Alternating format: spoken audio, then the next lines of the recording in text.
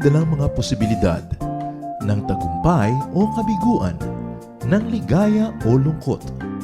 Kaya marapat lamang na tanggapin si Jesus bilang tagapagligtas at Panginoon.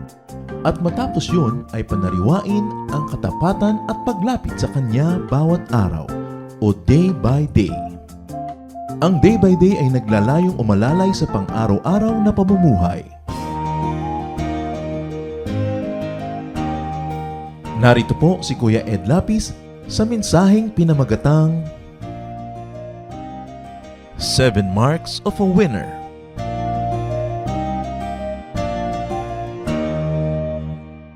Our Lord God is the winner. He's the victorious one. Therefore, His people must be winners. Everybody wants to be a winner, and everybody can really be a winner in his own right, in their own context. God designed His people to be winners. And when we say winner, we don't mean winners against other people, but against their own weaknesses and against the work of the evil one. Jeremiah 29:11 tells us, "For I know the plans I have for you, declares the Lord. Plans to prosper you and not to harm you, plans to give you hope and a future." Maganda ang plano ng Diyos para sa mga tao, that they are full of hope and prosperous and that they have a good future. But Satan wants people to be losers. Sabi po ng Panginoong Jesus tungkol kay Satan sa John 10:10, "The thief comes only to steal and kill and destroy." So who is a loser? Sa context po ng usapan natin ngayon, we will define a loser as a person who consciously or unconsciously allows Satan to steal what God gives him. He allows Satan to steal what God has given in store for him. And he allows Satan to destroy what he builds or what he will and he can build. In other words, a loser is a person who allows Satan to kill him and his potentials for greatness. And usually, this kind of loss happens through and because of a person's distorted values, point of view, behavior, and lifestyle. Ang mga matatawag po nating losers ay hindi losers dahil sa mundo, dahil inapi sila, dahil kinawawa sila, sapagkat halos lahat ng tao ay nakakaranas noon. Everybody has to contend with the same reality. But many people become losers because of their own distorted personal values and points of view. Their behavior and lifestyle will be the one to blame. So nakikita po natin ang ating ding meaning ng winner is the one who consciously or unconsciously does not permit Satan to steal from him, to kill him, or to destroy him. We like to discuss 7 marks of a winner so that the people of the Lord may always be guided to win and to become winners. Heavenly Father, we pray that your message may be simple, that we may understand and apply your message in our life. Patuloy niyo pong linisin ang aming puso, purify our motives, cleanse us spiritually so we can look at you and we can behold you and hold your hand and obey your voice. Be the speaker, Father. We ask you to sit on your throne of power and dispense blessings to your people. Kayo po ang maging tunay na tagapagsalita. Tuntungan po ng inyong paa ang inyong lingkod. Gamitin niyo pong kasangkapan, subalit lahat po ng mga karunungan sa inyo magmula. At sa pangalan ng iyong anak na si Jesus, iwinawaksi namin ang lahat ng presensya ng masasamang espiritu. Binibigo namin sa pangalan ng Panginoong Jesus ang anumang masasamang balak ng masasamang espiritu at masasamang tao laban sa iyong mga anak na nagkakatipon-tipon ngayon. We cover ourselves with the blood of Jesus and ask you, Lord Jesus, be our shepherd, be our teacher, be our guide. Father, we ask that you will bless us and lift up your name. In Jesus' mighty name we pray. 7 marks of a winner. At nais ko pong tingnan natin ang ating sarili, ang mga mahal natin sa buhay, ang ating mga nasa paligid, kung tayo yung mga winners, because we should be winners, because our God is a winning God, the winner Himself. Winners, first of all, know their right place. They stay in their right place. Lagi pong naaalala ang lola namin, sinasabi, lumagay ka sa lugar. Sapagkat yan ay isa sa mga pinakamahalaga na quality ng isang tao. Marunong siyang lumagay sa lugar. Hindi siya lumalagay sa hindi niya dapat kalagyan, hindi niya inaagaw ang lugar ng may lugar, leaving his own place empty. Maging sa creation, ang lahat po ay nasa lugar. Genesis 1:16-17. God made two great lights, the greater light to govern the day and the lesser light to govern the night. He also made the stars. God set them in the expanse of the sky to give life on the earth. In fact, the Lord set not only the stars in their places, but He set all things in their right places. At sabi sa Bible, in Christ, all things hold together. Proverbs 28 verse 2, when a country is rebellious, it has many rulers, but a man of understanding and knowledge maintains order. So a man of understanding or knowledge, in other words, a godly man, maintains order because God is God of order. And what does order mean? Everything in its place. Kaya daw po pag magulo, maraming rulers, kasi dapat isa rin talaga ang ruler. Magulo, pagka merong mga wala naman sa lugar nila, lumulugar sa pwesto ng ruler, hindi naman sila dapat, kaya nagkakagulo. Nature and creation is a clear display of order. Nature and creation is a set of clear boundaries and positionings. Hanggang niya lang ang tubig, hanggang niya lang ang dagat, hanggang dyan ang bundok. Kaya po nagkakagulo-gulo tayo. For instance, Metro Manila, puro flood. You know why? Dahil tinitirhan ng mga tao ang tabi ng ilog. Ang tabi ng ilog ay dapat walang bara para pag tag-ulan na maraming tubig na sabay-sabay na bumababa mula sa mga bundok, ang lahat ng yan ay buong luwag na makapaglakbay at makarating sa dagat. Pero dahil binabarahan natin ang mga ilog, ang mga bahay sa tabi ng ilog, yung easement, kinukuha nila, dapat yun walang building, hanggang kaduluduluhan ay tumutungtong na yung mga poste nila sa ilog dahil sa kasakiman ng hindi nila lupa ay tinitirhan nila, kinakamkam. Ano nangyayari? Pag umulan, walang puntahan ng tubig, kaya nabubulok ang tubig sa paligid natin, ang tawag natin baha. Even Manila itself is full of esteros. Ang plano nila nung araw dyan, mga 100 years ago, gawin ang Manila na parang Venice. Sa dami ng mga canals. Anong Venice? Panis ang nangyari. Dahil tinira ng mga tao, inamkam ang mga ilog, binahagisan ng basura. So when the rains come, walang mapuntahan ng tubig. Even in towns like Los Baños, where it used to be nice when it rains, dahil sa dami mga village dito, village dyan, kinamkam din ng mga waterways, pag umuulan, baha. Because people are not in the right place. Even your house must be in the right place.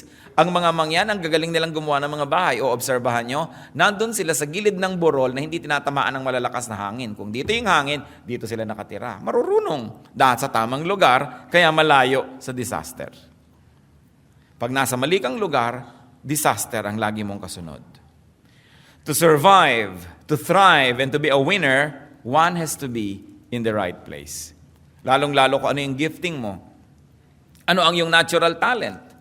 Marami pong mga magulang sa kagustuhan ng mga anak nila maging engineer, maging doktor, maging kung ano-ano. Kahit hindi yun ang talent at gifting ng bata, pinipilit. So 7 beses nang nagbo-board, di pa pumapasa.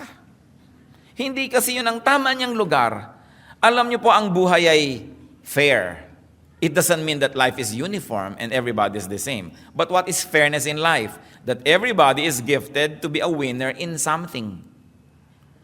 So when you operate according to your giftedness, your natural talent, doon ka magiging winner, doon ka magsa-shine. But when you are in the wrong place, you will never shine. It will always be just an uphill struggle. Kaya maganda yung lumulugar tayo sa lugar. That's why God can be called fair. Because everybody is good at something. Now, we cannot be good, all of us cannot be good at the same thing. Because magsisiksika na tayo doon sa area na yon, tapos yung ibang area ng buhay, walang tao. Kaya dapat, iniisip natin yan, nasa tamang lugar. Gusto rin ng Panginoon, halimbawa, na ang lahat ng kanyang lupa ay matirhan ng mga tao, pero bakit mayroong urban blight? Because of misgovernance and bad management, the countryside is not managed well. The countryside is very rich, but there are no economic opportunities. So everybody flocks to the city.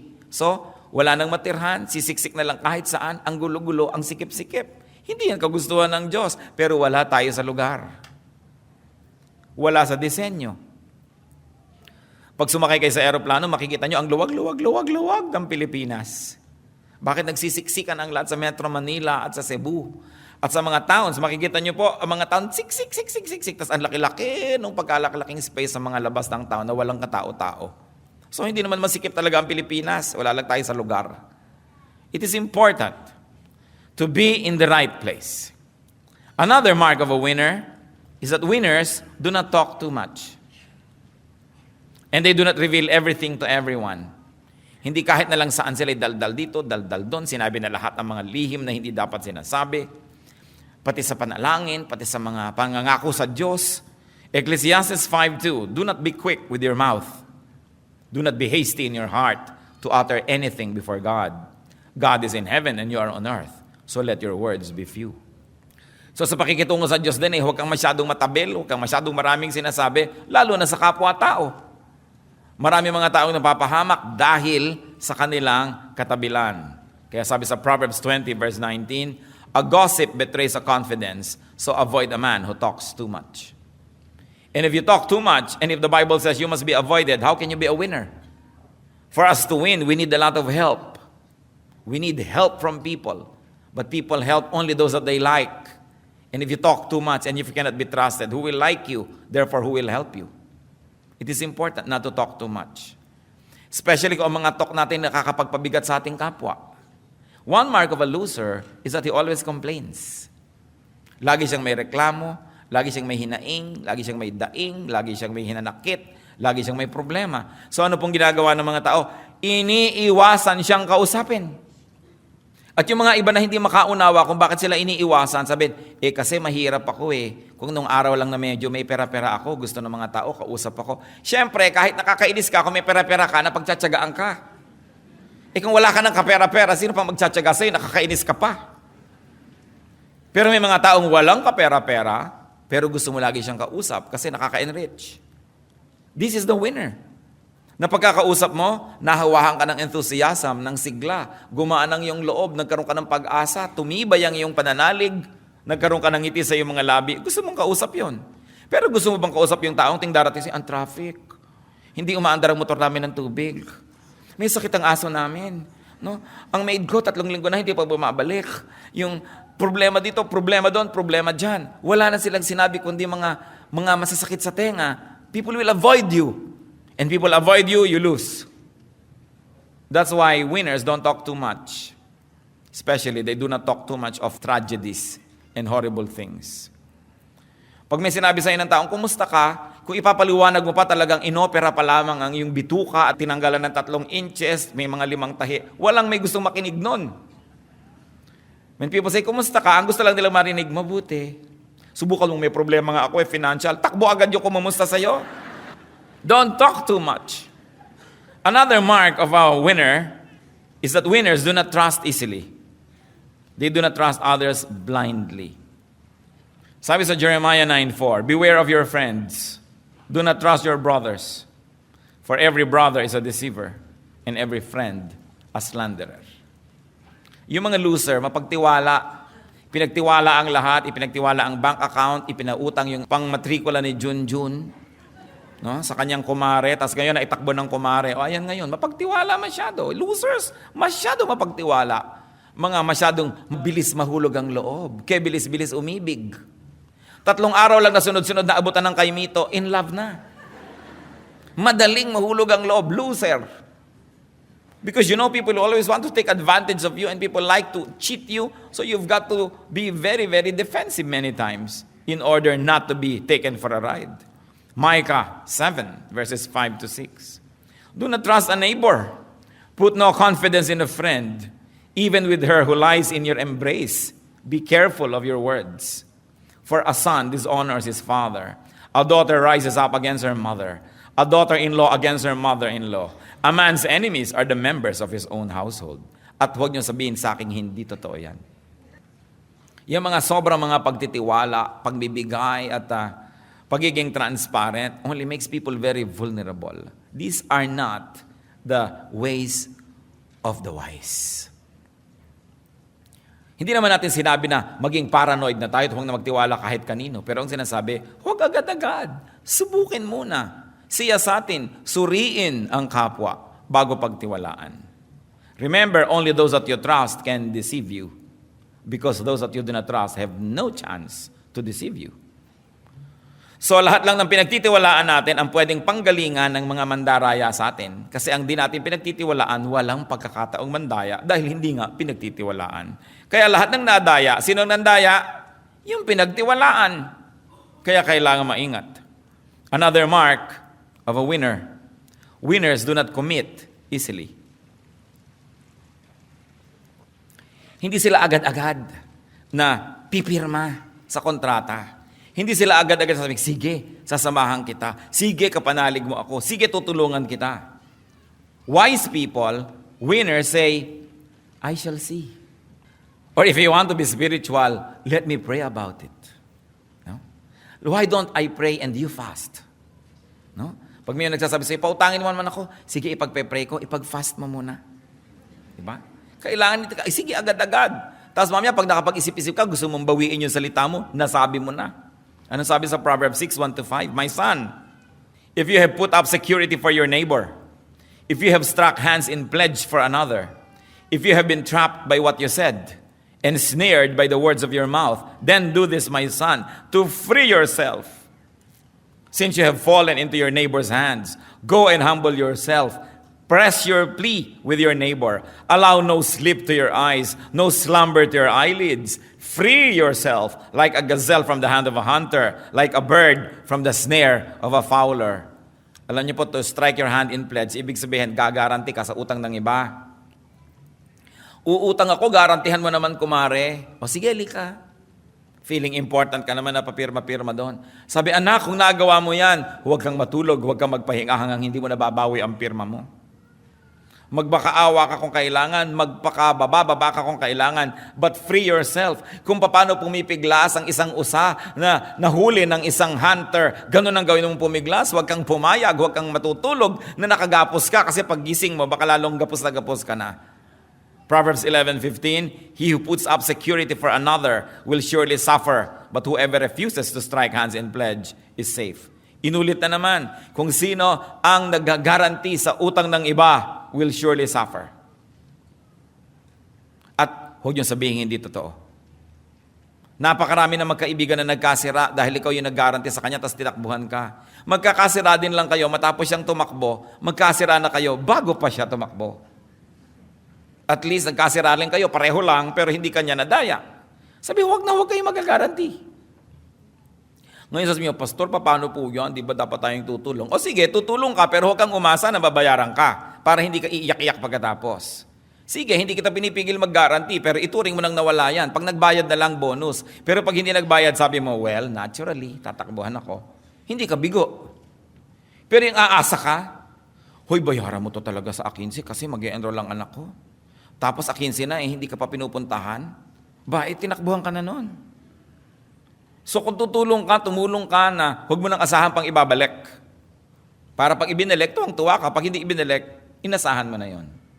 Pero huwag yung iasa ang buhay nyo doon sa mga nangangako. Yung mga nagigipit, ipapangako ang lahat. Pag nakuha ng kailangan sa inyo, sorry na lang kayo. Sa James 1:19, my dear brothers, take note of this. Everyone should be quick to listen, slow to speak. In fact, slow to become angry. Because even anger is a commitment. Because when I'm angry with you, I commit myself to a certain course of action. Lalong-lalo kung meron kayong kaibigan, kamag-anak, galit sa isang tao, pupunta sa inyo, magsusumbong. Yung galit niya, nahawa na kayo, galit na rin kayo. You have committed to his war. Kaya dapat slow to become angry. Galit na galit siya, pag nagalit ka na rin, kasama ka ng susugod sa kalaban niya. Yung pala, ginagamit ka lang niya, pinaikot ka lang niya. Remember, every story has at least two sides. And the side of the one close to you, the side of the one who talked to you first, is not always the correct side. So, be slow. Be slow to speak. Be slow to commit. And of course, very importantly, be slow to become angry. And of course, ano pa? Ang mark of a winner, avoid offending people. Even the Lord, who is creator of heaven and earth, prince of princes, kings of kings, ano pa? Ang sabi niya, huwag tayo mang-offend. Matthew 17:24-27. After Jesus and his disciples arrived in Capernaum, the collectors of the 2 drachma tax came to Peter and asked, "Doesn't your teacher pay the temple tax?" "Yes, he does," he replied. When Peter came into the house, Jesus was the first to speak. "What do you think, Simon?" he asked. "From whom do the kings of the earth collect duty and taxes? From their own sons or from others?" "From others," Peter answered. "Then the sons are exempt," Jesus said. "But so that we may not offend them, go to the lake and throw out your line. Take the first fish you catch. Open its mouth and you will find a 4 drachma coin. Take it and give it to them for my tax and yours." So maganda yung usapan, sabi ni Lord. Sa palagay ba dapat ako magbayad ng tax? Hindi po, son kayo of God eh. Oo nga, pero sige na lang, para huwag na lang sila ma-offend, magbabayad tayo ng tax. And if the Lord, who is King of Kings, will avoid needlessly offending people, why will we want to offend people? So winners don't needlessly offend others. Why? Because one offense can be taken seriously and that person may never forget, and that person will only strengthen himself, wait for a chance to get even with you. Kahit na isang taong maliit, isang hamak, hindi mo alam, life is never permanent. Hindi mo alam kung magiging makapangyarihan yan o magiging marunong o malakas yan. Ang mga bata lalo, huwag aapihin. Dahil alam nyo, one thing for sure, habang patanda kayo ng patanda at pahina, palakas ng palakas yung bata. Kung matanda na kayo, may inaapi kayong bata, lampas na kayo sa 12:00 ng buhay, ng tanghali. So, ang nag-aalauna, 2:00 na kayo, yung bata nag-9, 10:00. Pag mga 4, 5 na kayo ng buhay nyo, siya naman 11, 12. Anong magagawa nyo sa kanya kung paghigantihan kayo? O baka kakailangan ninyo ang tulong niya later on? So you don't offend even the weak, because even weakness is not a permanent status. So we see that you should not always offend people. May mga tao naman, they take joy in being what? Brutally frank. Gustong-gusto nila pag nagsalita sila, may napapahiya, meron sila i-correct. May nagmamagaling na nga, may nagpapasikat, papahiyain mo pa. Sasabihin mo pa, mali ka, ito ang tama. Anong gusto mo, magalit siya sa'yo? You will never win a friend. And you always need many people to help you for you to succeed. So wise people, winners, do not offend people. Kaya ang sabi sa Psalm 139 verse 24, see if there is any offensive way in me, and lead me in the way everlasting. Losers offend many people. Winners achieve because people help them. People help those that they like. And people do not help the offensive. Nagtataka ko, may mga tao, talagang tuwang-tuwa sila na may nabara sila, yung nagkakantsawan, sasaktan mo yung feeling ng isa, pipintasan mo siya, sasabihin mo hindi nakakatawa ang kanyang joke. Why can you not hold your peace? When you cannot say something that will make people feel good, shut up. Unless you are a prophet. But remember, the prophets get beheaded, they get killed. No? Miserable ang nagiging mga ending ng mga propeta because they don't hold their mouth. Kaya mahirap yung prophecy as ministry. Another mark of winners. Winners make and keep themselves useful. Dapat useful. Kahit po si Paul, kahit na deserve niya ang lahat ng support at tulong ng mga taong pinapakain niya spiritually, dinala niya sa Panginoon, tinutulungan. Sabi niya 2 Corinthians 11:9. And when I was with you and needed something, I was not a burden to anyone. For the brothers who came from Macedonia supplied what I needed. I have cut myself from being a burden to you in any way, and will continue to do so. Winners are pleasure to be around. In other words, hindi sila pabigat. Ang mga losers, pabigat. Tuwing darating sila, ang sinasabi lang nila, give me.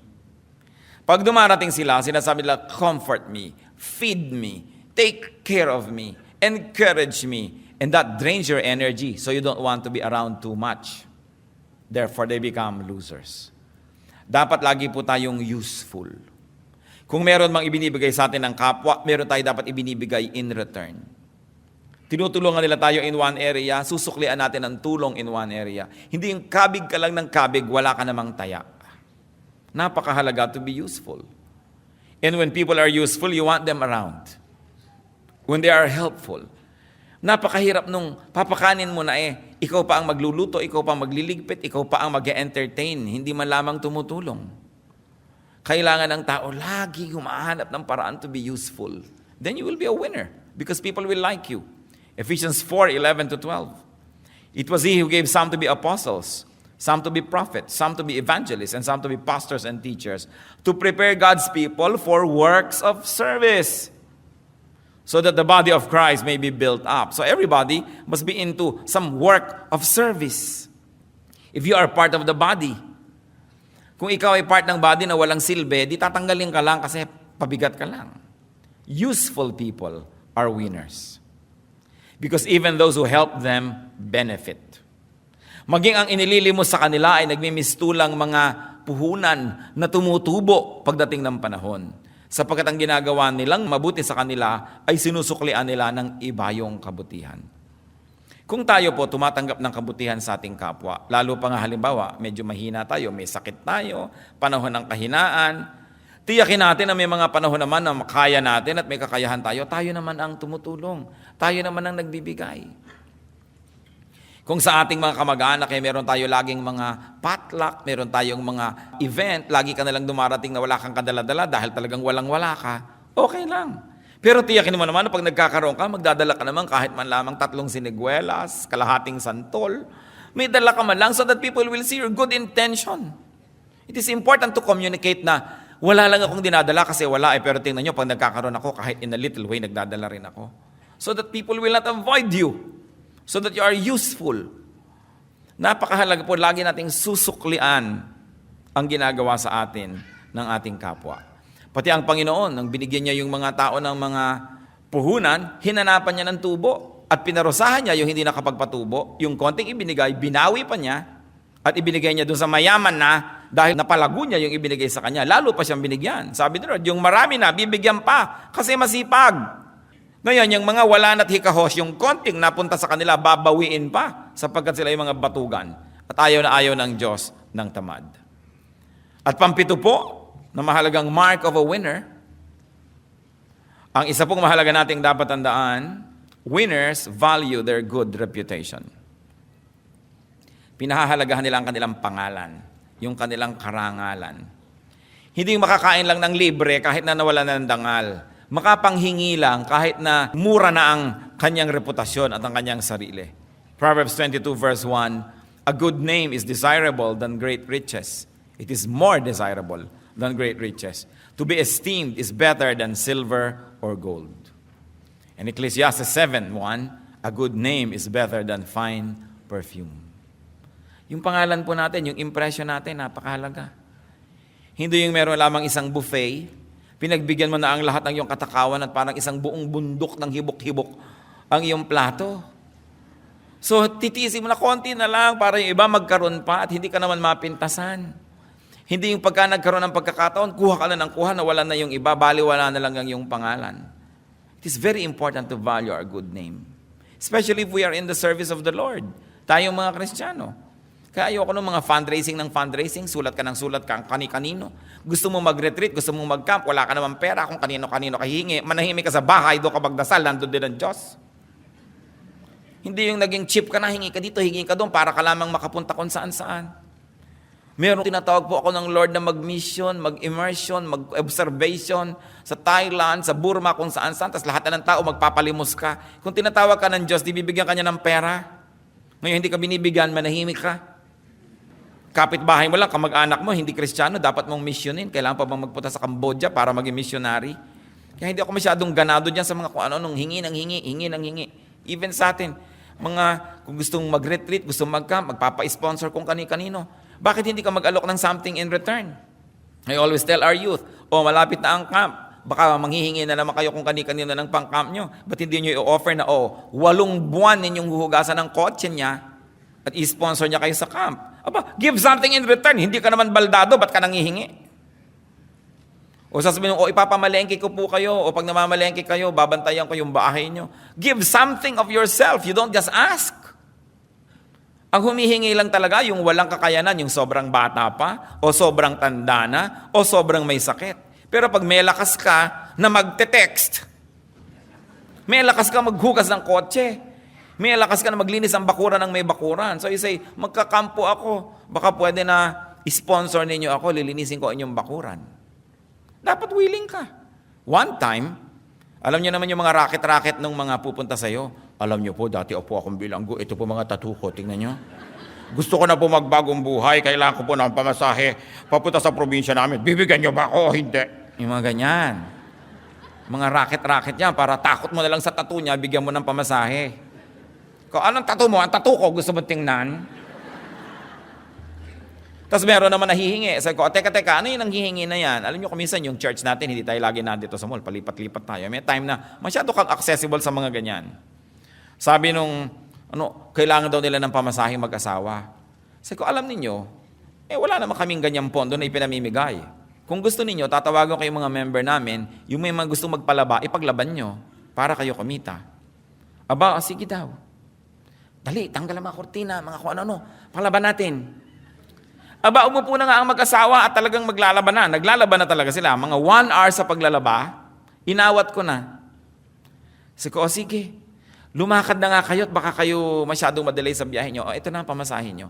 Kasi willing maglaba. Pero may naku, allergic po kasi ako sa sabon. Abi, wag kang mabuhay. Hindi ka ba allergic sa pera? Hindi ka ba allergic sa hangin? Eh di, wakasan mo ng buhay mo, allergic ka pala eh. Ayaw mo magtrabaho, gusto mo humingi ka ng humingi. Ano ka, linta? At ang linta kung mamatay, nagiging man lang fertilizer sa lupa. Mahirap po yung lagi ka lang hingi ng hingi. Kailangan meron kang binibigay na kabalit. Lagi ka naman pwede kang magbigay ng kabalit eh. Kahit hindi ka tumbas yung halaga, makita man lang na willing ka. Pagka ganun gaganahan yung tumutulong sa atin. Winners are like that. And you know why they are winners? Because they will always not be down here. Because people will like them, and will give them an opportunity. Lalaki ang mundo nila. May mamimit silang mas malalaking opportunity. Bibigyan sila opportunity. Kaya taas sila ng taas. Lahat po tayo na nakataas sa economic ladder, sa ating profession, dahil may mga tumulong sa atin. Hindi kayo pwedeng umasenso na walang tutulong sa inyo. People always need help to go up.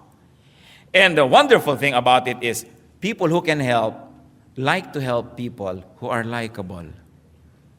So losers, beware. Dapat lagi tayong may ino-offer na something good.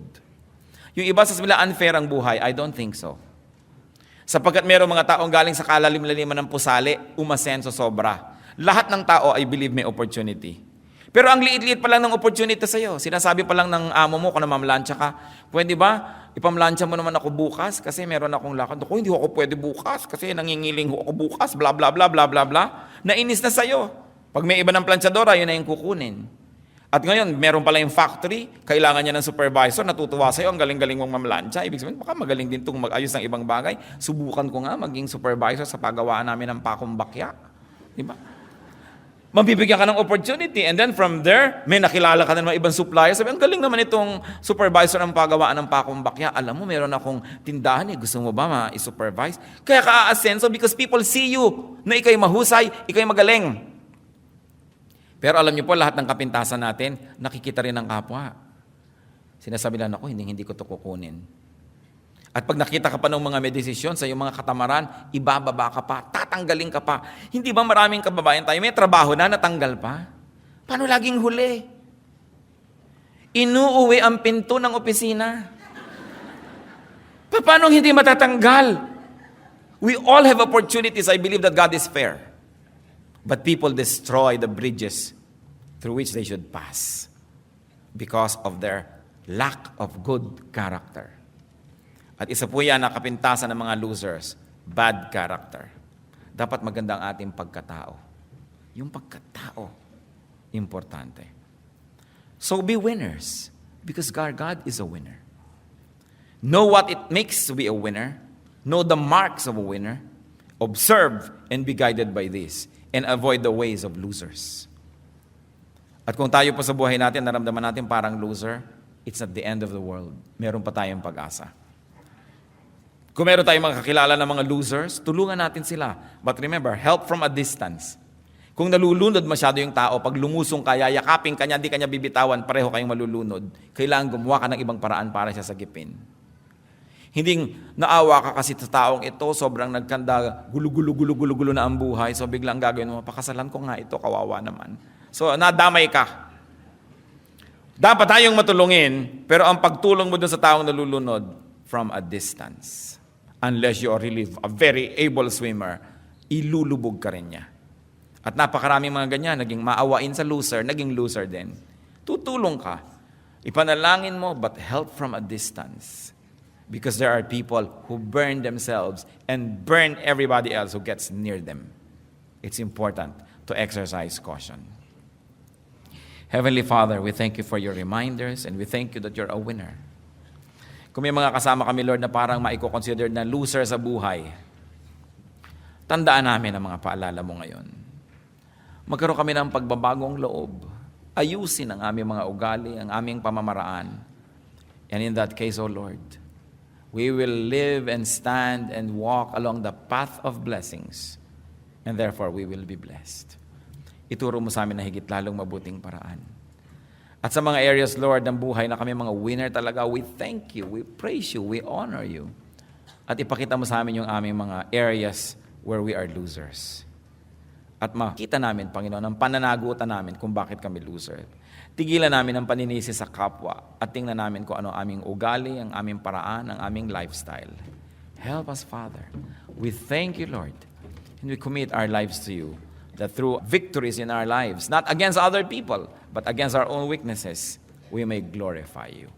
Sa ilang saglit tayo tumungo sa presensya ng Panginoon, magpasuri tayo sa Kanya. If there are any losing ways of losers in our lives, iwaksin natin yan. Tumingi tayo ng tulong sa Panginoon na magkaroon tayo ng pagbabagong loob, maiba ang ating buhay, at ipasalamat natin yung areas where we win. The Lord is here. Seek His presence and ask the Spirit of the Lord to tell you exactly where you stand. Tayo ba'y winner o loser? Hindi bagay sa mga anak ng Diyos ang maging loser because our God is victorious. Spend some time with the Lord in silence.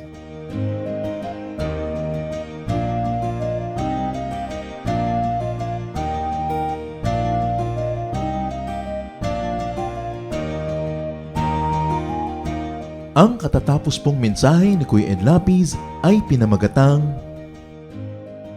7 Marks of a Winner.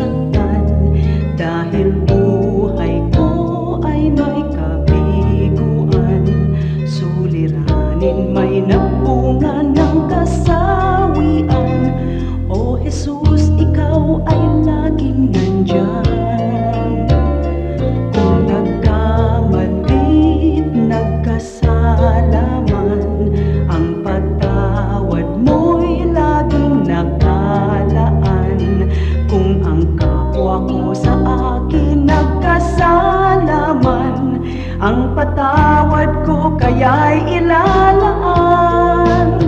Ang kabaitan mo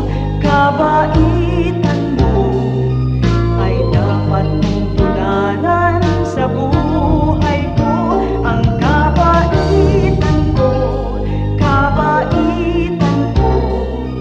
biyaya ng Espiritu, kabaitan ko.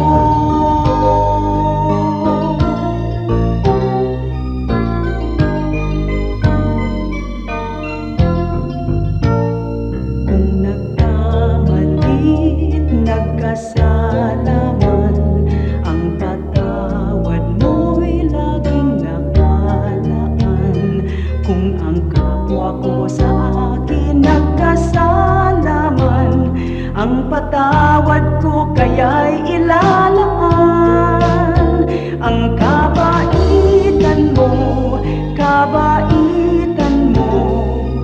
ay dapat mong tularan sa buhay ko. Ang kabaitan ko, biyaya ng Espiritu, kabaitan ko.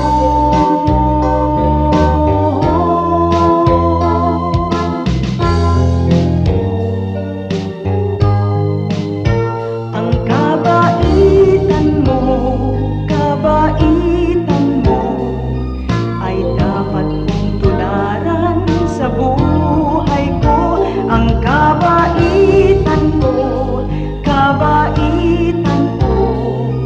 biyaya ng Espiritu, kabaitan ko.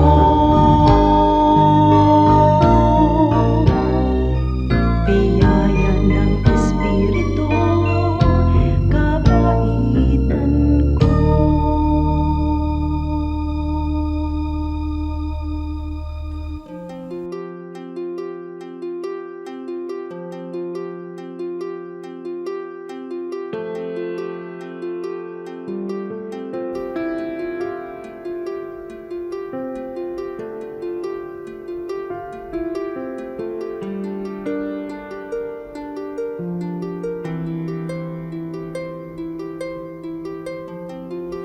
Panginoon, ang sabi niyo sa akin, lumapit lang sa inyo.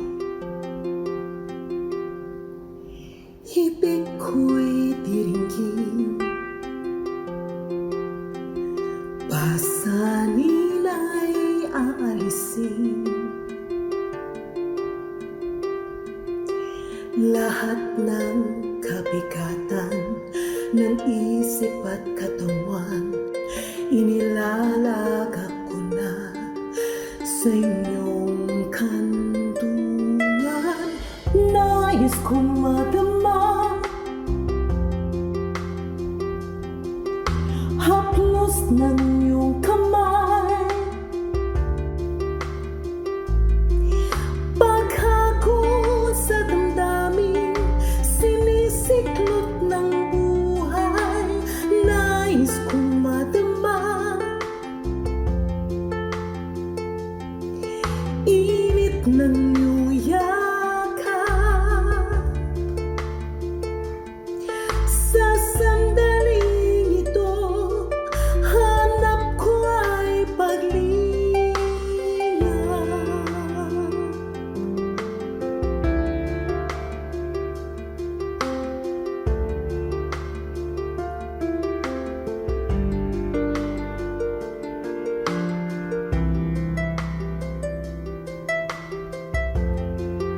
Panginoon, tinatanggap ko po ang inyong paanyaya. Dito sa piling niyo, nais kong magpahinga. Ang pagod kong puso naghahanap ng ligaya. Lapatan ng lunas, bigyan ng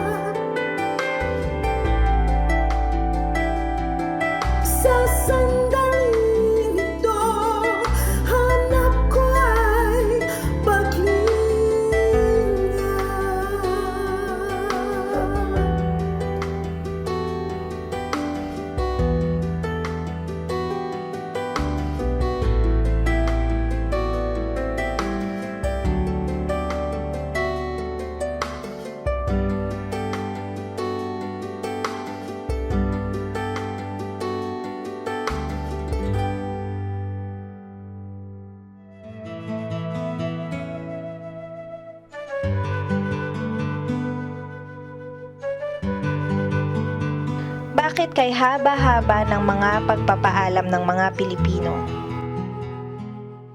Kasi nga pa tayo mapagmahal, kaya ayaw natin tinatapos ang mga mabubuting bagay, lalo yung pakikipagmabutihan at pakikipagkapwa.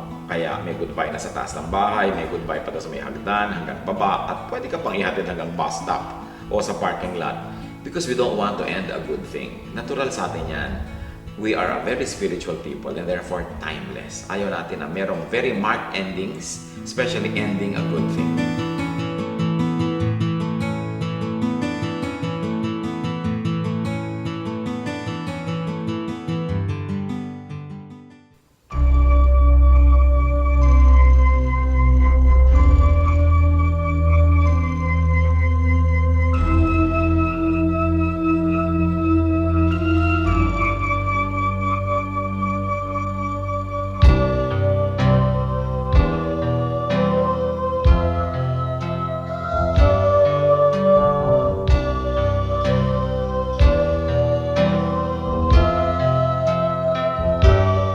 Bakit labis na pag-ibig ang nais kong ibigay?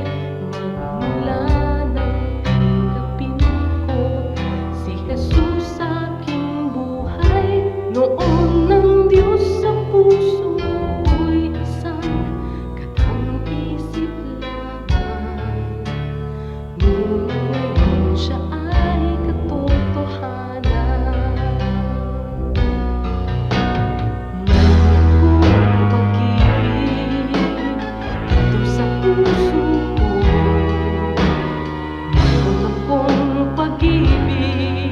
Nais kong ibahagi lagi sa inyo. Mayroon akong pag-ibig na hindi mamamatay. Mayroon akong pag-ibig, ito ay panghabang buhay.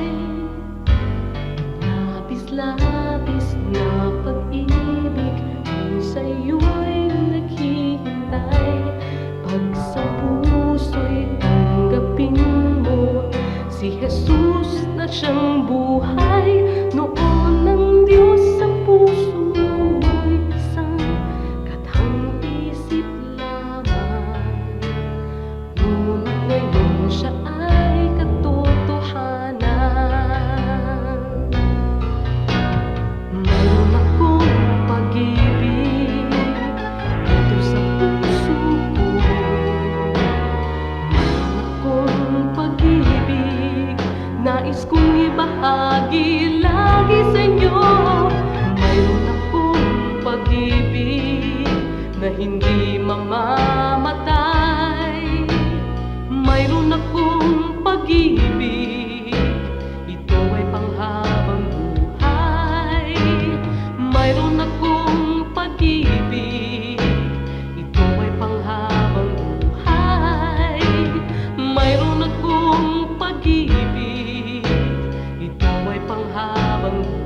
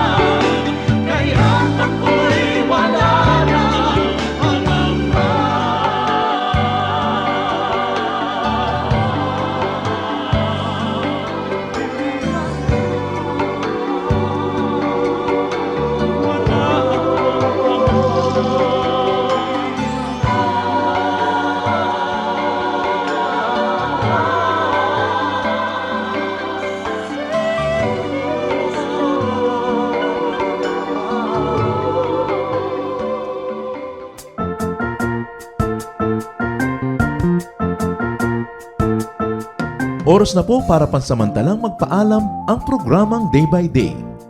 Tayo po'y magsama-sama tuwing ika-6 hanggang ika-7 ng umaga, araw-araw. Magandang umaga po at mabuhay ang Panginoong Hesus!